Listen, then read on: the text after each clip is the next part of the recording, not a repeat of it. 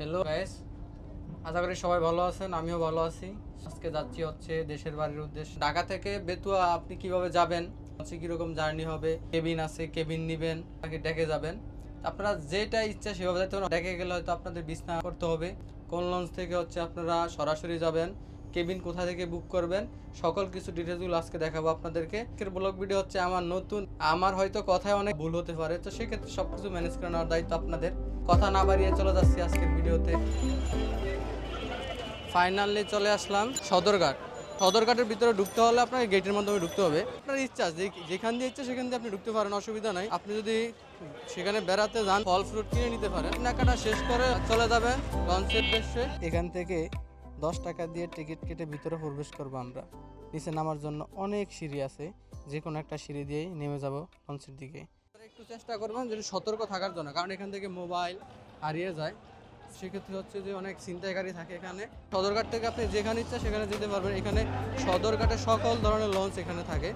রাত হওয়াতে আমি লঞ্চগুলোর নাম দেখাতে পারি নাই। আমি উঠতে পেরেছি তারশিপ 3 লঞ্চে।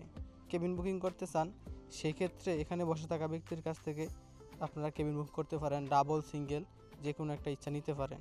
সিঙ্গেল কেবিনের দাম 1200 টাকা, ডাবলের দাম 2000 টাকা। এটা ডেক। এখানে বেশিরভাগ মানুষ একসাথে যাতায়াত করে। এখানে চা খাওয়ার জন্য, অন্যান্য প্রয়োজনীয় সকল কিছু কেনার জন্য দোকান আছে। আপনি যা কিছু ইচ্ছা চাইলে এখান থেকে ক্রয় করতে পারেন।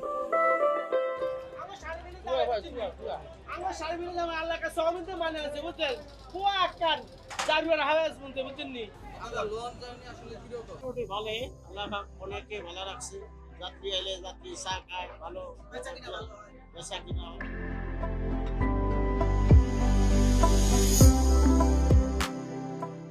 সদরঘাট আসলেই অন্যরকম একটা জায়গা। এখানে রাতের ভিউটা অসাধারণ। আপনি নিজ চোখে না দেখলে হয়তো কখনো বলতে পারবেন না।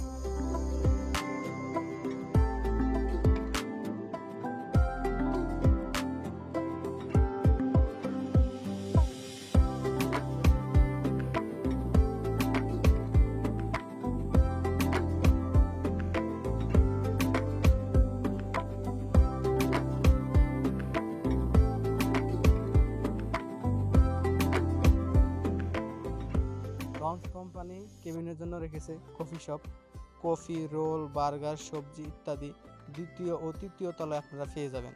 একসাথে পেয়ে যাবেন প্রকৃতি দেখার জন্য অন্যরকম মনোরম ভিউ। রাতে হয়তো দেখতে পারবেন না, সকালেই দেখবেন পূর্ব থেকে উদিত সেই সূর্য। আসলে এটা অন্যরকম একটা অনুভূতি।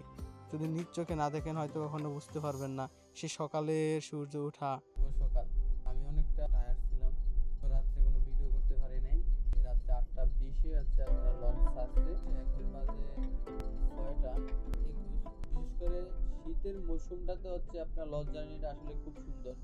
এই সময়টাতে হচ্ছে কোনো ঝড় তুফান এরকমের আশঙ্কা থাকে না, খুব কম থাকে। আপনারা চাইলে শীতের সময়, এই শীতের এই সময়টাতে ঘুরতে আসতে পারেন। আপনারা লঞ্চ থেকে নেমেই অটোরিকশা, হুন্ডা ভাড়া করতে পারবেন এখান থেকে, এবং চাইলে এখান থেকে নাস্তা করে নিতে পারবেন। স্টেশন আছে, ধর পুকুরি না গেলে আসলে আপনার ঘোরার মতো সৌন্দর্যটা রয়েই যাবে।